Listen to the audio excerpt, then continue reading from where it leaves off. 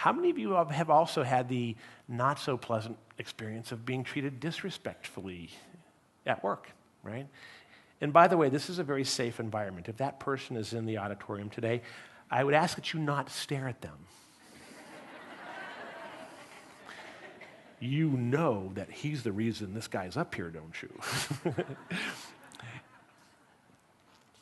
Think about this. If I were to ask you to think about a time you were treated with respect or a time you were treated with disrespect, which ones do you think would come to mind more quickly? The disrespectful times. Our brains are actually wired to remember disrespect, not only more accurately, but more quickly. Why do you think that is? Say that? Because it happens more often. Yes, and I was looking for a different response, but maybe that's part of it. Why else?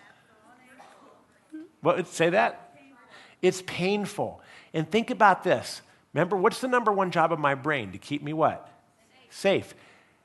Any experience, which means the person that it came from also, right? Any experience that either injures me or even threatens me immediately gets sent to long-term storage so that I can recognize it and avoid it in the future. And we must remember this as leaders and supervisors. If our style of leading people or supervising them causes them to feel damaged or threatened in some way, that's what they're always going to remember first. And then what's going to be the result? What is the likelihood that we'll ever get their best efforts at the job that we've asked them to do? It's not going to happen. It's not going to happen. So disrespect comes in many forms also. It could be bullying. It could be passive-aggressive. It could be threatening, intimidating people. It could be gossip and rumors. It could be excluding people or withholding information that they need to be successful. There's so many things, nasty things that people could do around each other. Here's what it boils down to. Disrespect is shown by actions or behaviors that damage or weaken another person's sense of well-being or their connections to the community that supports them, to the organization that supports them. Anything that we do to try to make that person feel alone and isolated, that's disrespect, plain and simply. And the effect is, in some cases, severe. Just as we had with respect, there is a chemical response to this.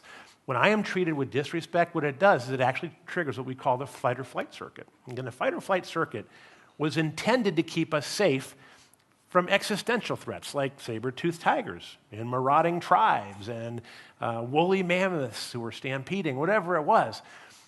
But that same mechanism activates in the presence of workplace disrespect. And here's what happens. Cortisol and adrenaline, they persist because my brain's wired to keep me safe, they actually persist longer in the brain than do the good stuff, the good chemicals. In fact, a single severe incident of disrespect. By the way, how many of you have ever gone home and had trouble falling asleep at night because of something that happened at work? Right? We try to take it to bed with us, and our brains are still mulling it over and over. A single incident of disrespect in the chemical response of cortisol and adrenaline, that may actually persist for up to 3.5 hours in my body, okay? So it takes a person like you or me literally out of our productive mode for about a half a day. But wait, there's more. If you order by noon, but then think about this too. Think about this. Even after that initial incident happens, you hear their voice coming around a corner. And what does your brain immediately do? Warning, warning, danger, Will Robinson, right? Or even if somebody says something that triggers that experience and it releases that same chemical cocktail again. And so that one incident, if left unaddressed, it may cause days worth of lack of productivity from us. That's how damaging disrespect can actually be. And so we look at this, what are the consequences? Well, first of all, we stop really caring about the company that we work for. Work for us becomes purely transactional. Am I here to make a difference? No, I'm here to get my paycheck. How many of you know people like that? They're just here to get a paycheck, right? But if we don't focus on treating each other with respect, that's likely what happens. Another thing is we are much more prone to stress-related illnesses. So think about this. Stress, which especially stress caused by my feeling unsafe in the environment that I'm around by other people, that cortisol response, it actually does a couple nasty things when it becomes a day-to-day occurrence. See, in the old days of saber-toothed tigers, stressful situations didn't happen all that frequently. Maybe once or every other week or something, we were challenged by a saber-toothed tiger. But the situation was over in 5 minutes, right? You either had lunch or you were lunch, one of the two. That was it. That was it. But the problem with today's workforce is if someone was disrespectful to me yesterday, there's a good chance they may do it today and another. So we have this long-term dosing of cortisol around each other. And what cortisol actually does in long-term dosing is it corrodes our cardiovascular system. It actually causes microabrasions on our blood vessels, which then scar over and become magnets for plaque and cholesterol.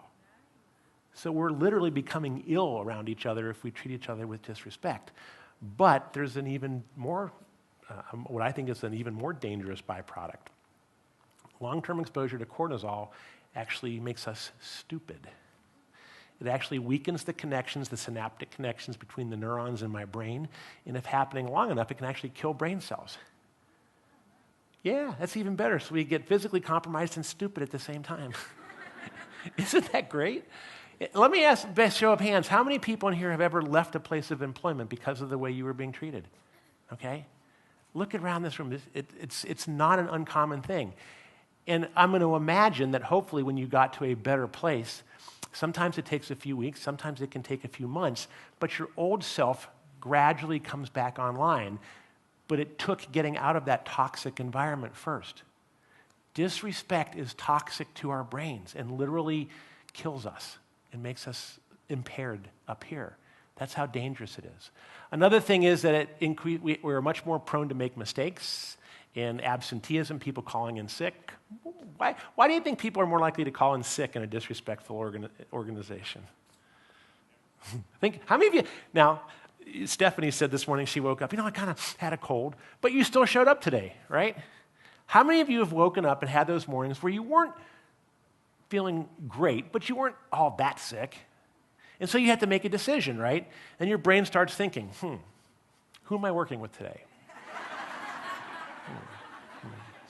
Yeah, I'm probably, in fact, this might be a 2-dayer. I can feel it. That's what our brains do. So we're more prone, and we make more mistakes because we're distracted. We have above average employee turnover. And when people leave an organization voluntarily, which caliber usually go? The good ones or the not so good ones? How come the good ones leave? Because they can. Think about it. If I had a good resume and I knew it, why in the world would I want to stick around someplace where I wasn't being treated very well, right? I call it information constipation. People start doing this with information, right? How many of you have ever seen people doing this, withholding things that somebody else needs to do their job or do their job well, right? They start calculating, well, what am I going to get for this if I share this with you? Ooh, I better not share this. I might get in trouble myself. It really slows down the transfer of vital information. Customer satisfaction takes a hit, and at the end of the day, we become much less productive, but also less resilient, all because of that very different chemistry